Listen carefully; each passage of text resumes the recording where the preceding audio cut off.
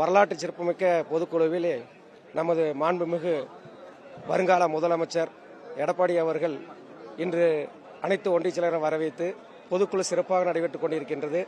2026 மாபெரும் வெற்றி பெறும் என்பது ஐயமில்லை. தமிழக முதலமைச்சராக இருந்தபோது 4.5 ஆண்டு காலம் ஏழை எளியோர்களுக்கு நலத்திட்டங்கள் செய்தவர்.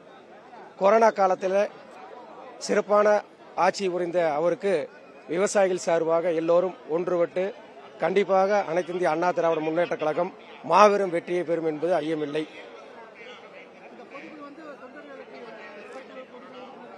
இது எங்களுக்கு வருஷம் பொதுக்குழு வரனால எங்களுக்கு ஒரு உற்சாகம்.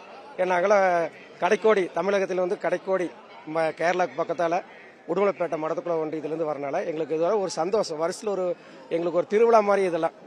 ஆனால் எடப்பாடி இருக்க வரைக்கும் நாங்கள் எந்த காலத்திலையுமே அனைத்து இந்திய அண்ணா திராவிட முன்னேற்ற கழக அம்மா சொன்ன மாதிரியா இந்த கழகம் தொடர்ந்து வெற்றி நடை ஓடும் என்பதிலே ஐயமில்லை.